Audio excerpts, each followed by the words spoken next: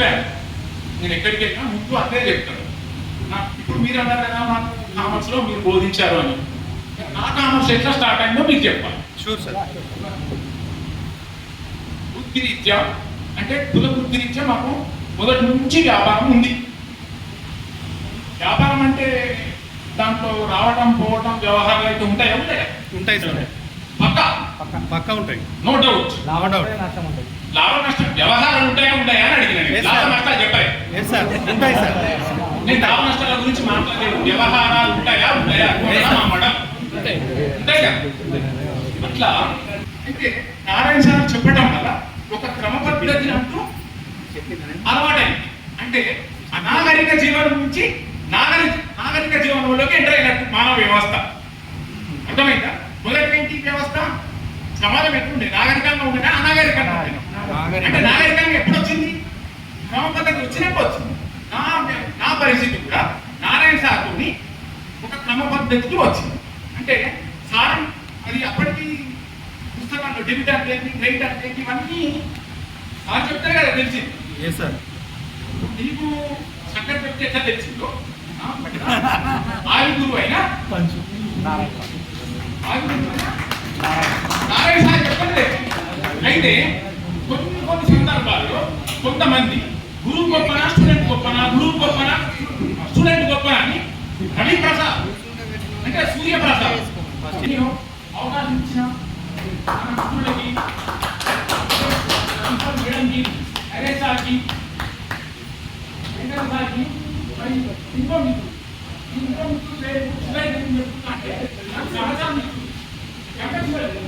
ఒక 20 సంవత్సరాలు అవుతుంది. 2003 అంటే 2024, దాదాపు 20 సంవత్సరాల కాలంలో మీరు అనేక అనుభవాలను ఎదుర్కొన్నారు. మరి మీ జీవితంలో అందరూ దాదాపు సెటిల్ అయిపోయారు. ఇంకా జీవితంలో ఎవరైనా సెటిల్ కాని వాళ్ళకి ఉన్నారంటే ఎవరు కూడా ఉండరు. ఎందుకంటే మీరు ఉన్నతమైనటువంటి స్థానాలను అధిరోహించారు కాబట్టి మరి మీరు మంచి జీవితాన్ని అనుభవిస్తున్నారని నా యొక్క అభిప్రాయం. నేను ఇదే కళాశాలలో డిగ్రీ పూర్తి చేశాను. ఇదే కళాశాలలో నేను ఫస్ట్ టైం పార్ట్ టైం లెక్చరర్గా అపాయింట్ అయ్యాను.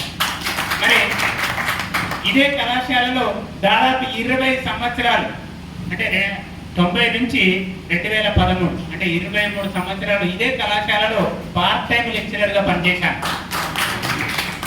కానీ 1994 వరకు మాత్రమే పార్ట్ టైంగా పనిచేశాను. 94 నుంచి 2013 వరకు మినిమం టైం స్కేల్ ఎంప్లాయీగా పనిచేశాను. మరి 2023లో రెగ్యులర్ అయ్యాను.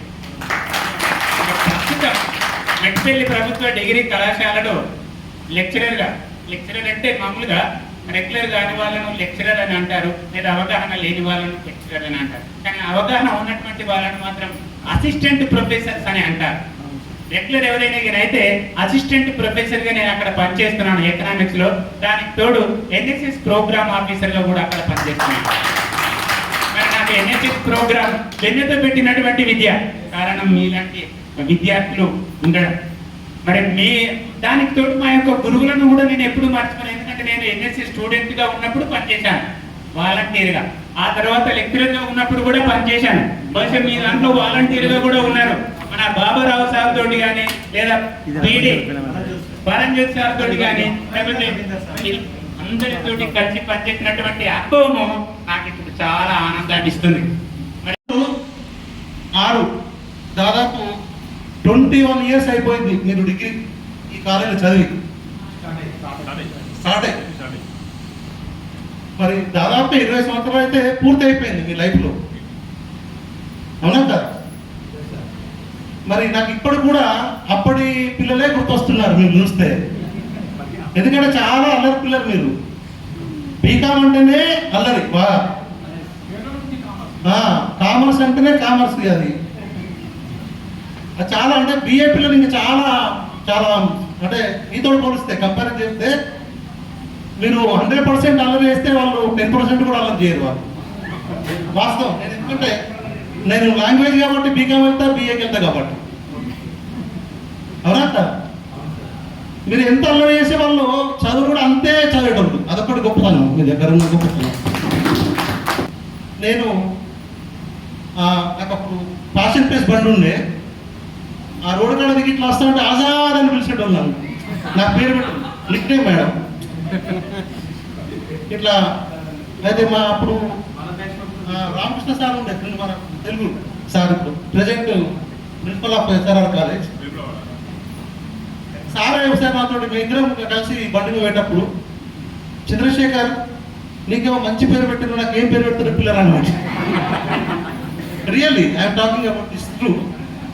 సార్ మీకే సార్, మీకు కూడా మంచి పేరు పెడతారు సార్ నేను అన్నా.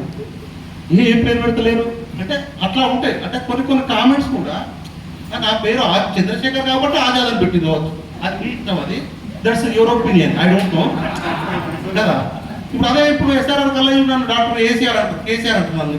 ఇదే ఇప్పుడు ప్రెసెంట్ మా ఎస్ఆర్ఆర్ కాలేజీకి వెళ్ళకపోతే కేసీఆర్ గారు అంటారు.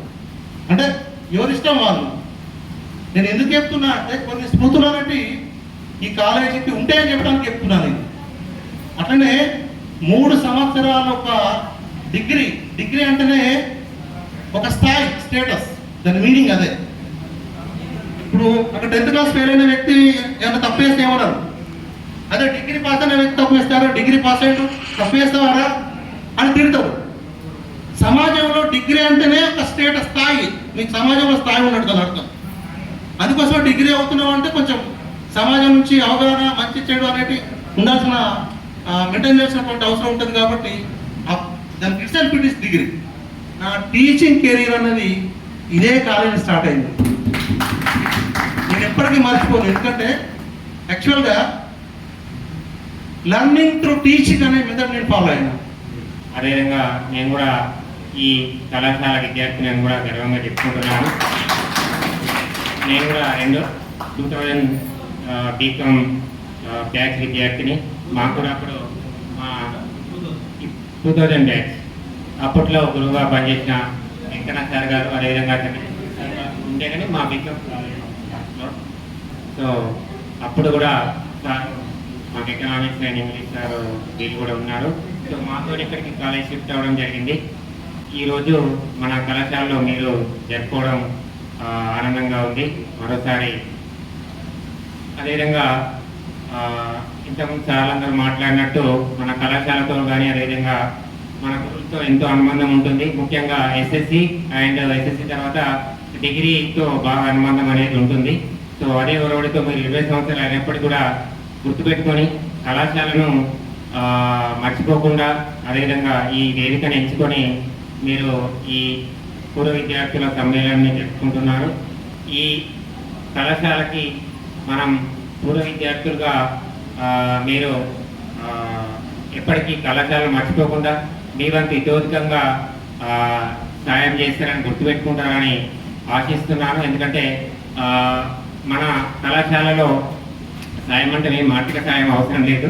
ఏదైనా మనకు న్యాక్ మీటింగ్లు అలాంటివి ఉన్నప్పుడు జరిగితే వస్తే కూడా అదే సంతోషం. అదేవిధంగా కళాశాల అడ్మిషన్స్ల విషయంలో కూడా మేము అంటే కళాశాలకు తిరిగినప్పుడు మెట్టిల్లో కూడా మనం పనిచేసినప్పుడు పూర్వ విద్యార్థులు మేము వెళ్ళామంటే వెంకన్న సార్ వెళ్తే విద్యార్థుల దగ్గర ఉండి అక్కడ విద్యార్థులు ఇంటింటికి వాళ్ళ తీసుకెళ్ళేది, అదేవిధంగా అడ్మిషన్స్ విషయంలో సహకరించేది. 2003-06 బ్యాచ్ అన్నారు, బీకామ్ కంప్యూటర్. చాలా సంతోషం.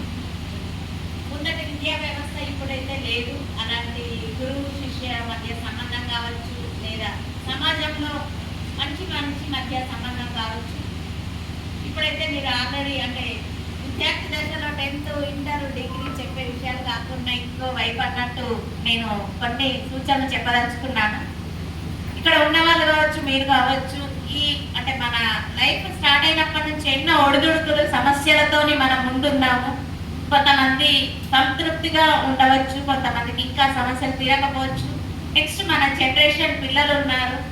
ఇంతవరకు ఒకటైనా మార్పు అనేది ఖచ్చితంగా ఉండాలి. నాటి వ్యవస్థలో అంటే ఆధిపత్య ధోరణి బాగా ఎక్కువైంది. ఎంత గవర్నమెంట్ అని చెప్పినా కూడా మనందరికీ తెలిసిందే.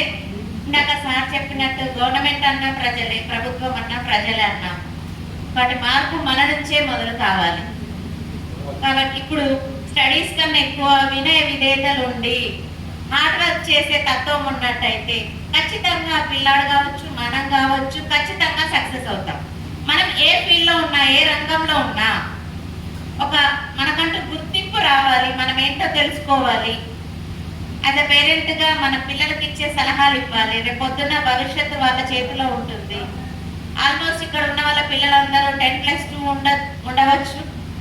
కాబట్టి నెక్స్ట్ భవిష్యత్తు బాగుండాలి, 10 కాలాల పాటు మంచిగా ఉండాలంటే ఎన్నో పేపర్ చూస్తే, మీడియా చూస్తే ఎన్నో అవాంఛనీయ ఘటనలు జరుగుతున్నాయి.